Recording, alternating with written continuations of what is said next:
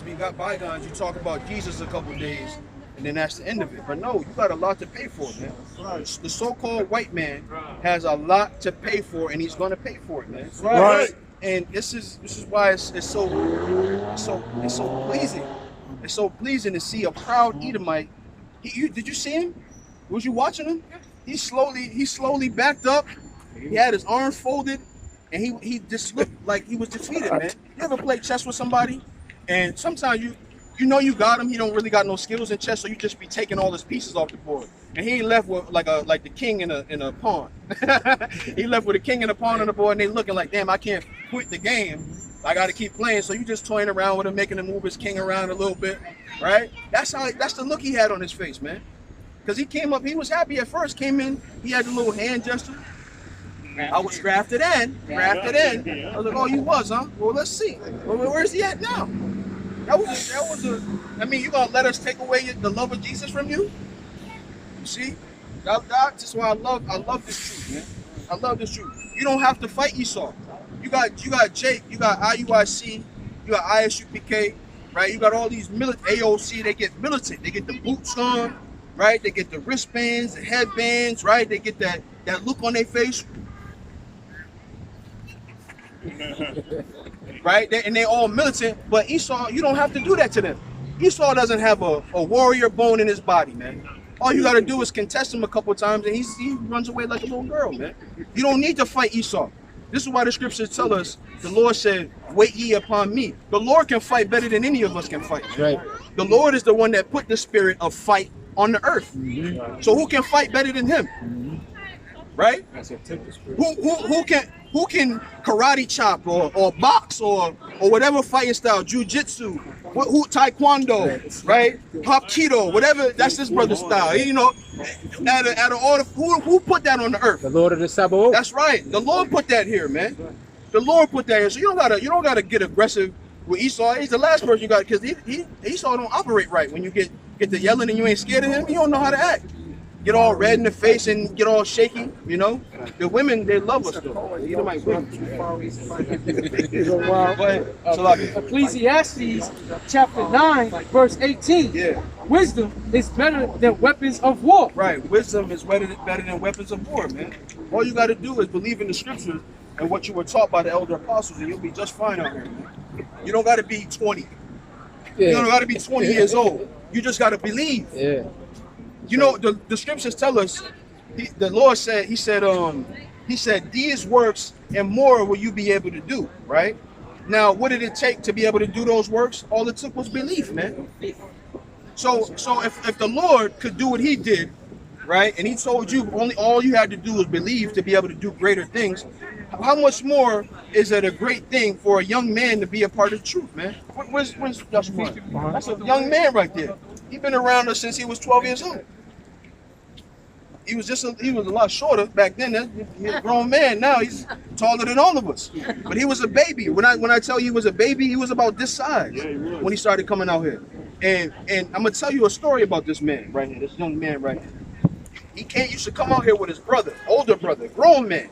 He was out here pop locking, doing all kind of madness. You know, this man right here was sitting there just listening. And we read that thing in the spirit. Now they got different fathers, man, which is why they got different spirits like that. You see? And he sat here and listened. And even when his brother wasn't out here, he was out here in the snow. He was out here in the rain, cold. Young little boy, 12 years old, and y'all can't let somebody come out to camp until they're 20. That's shameful, man. I'm ashamed of you. I'm ashamed that you're Israelites.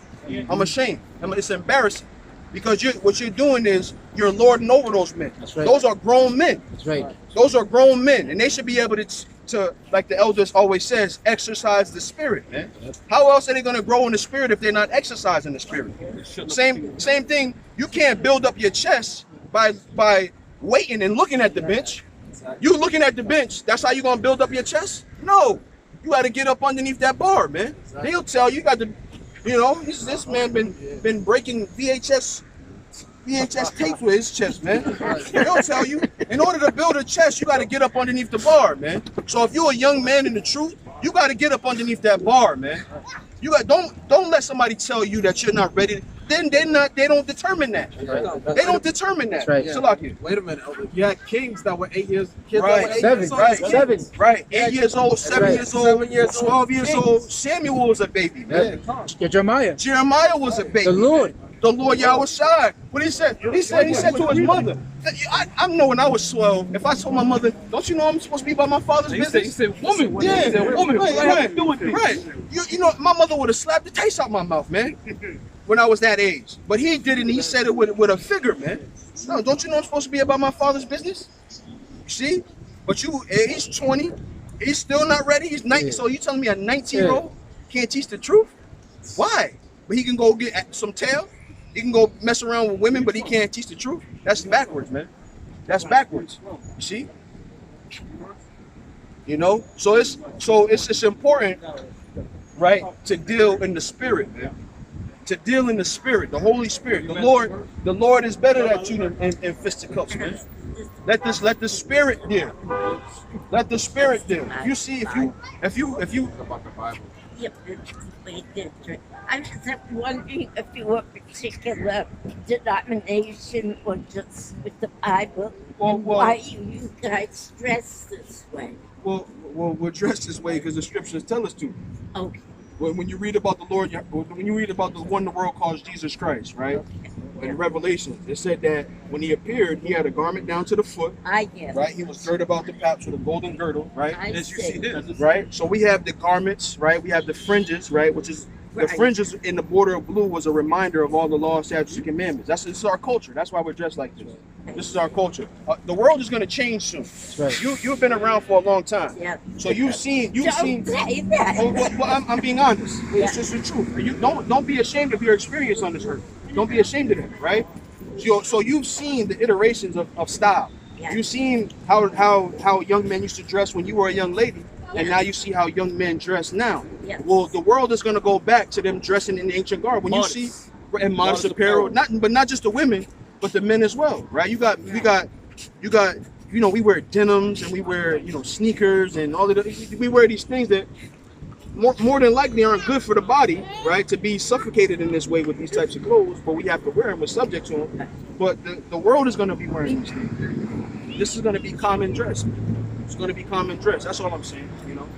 So yeah, that's the beauty of all these camps, man. All these camps across the country, all these camps across the world. The beauty of it is that we're given a glimpse into the world to come, man. I get We're given a glimpse into the world to come because the Lord is getting ready to change all of this, man. This is a nightmare. Yes. The world we live in today. That's true. This is a nightmare.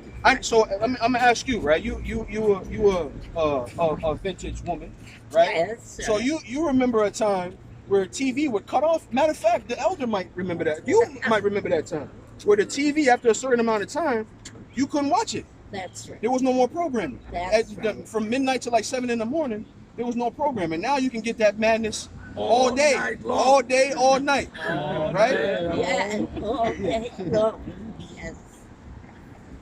It's a change. You're talking about Very change. checking her out. Yeah. So yeah, the world is And changing. how do you better? How do you going on? better get the social media, get our society? Well, yeah, the scriptures tell it. Give me that in Revelation where it says, "Come up out of her, my people." Revelation chapter 18, verse 4. And I heard the voice from heaven saying, "Come out of her, my people, Right. That ye be not. I'm sorry. that she be not partakers of her sin." Right. That ye be not partakers of her sins, man. So the Lord told us to come up out of those things as well, man. And really, the scriptures talk about fasting, right? When you always hear fasting and praying together, right? Right. Fasting is not just abstaining from food. Oh, yes. Right. Fasting is also abstaining from. Yes. So I know something like what I've been doing lately is leaving this godforsaken thing in the car, Oh, yes. and I be like patting it like Oh, I gotta yeah. leave my That's phone. what I'm doing. Oh, I left it in the car, and I be bugging. So you gotta fast from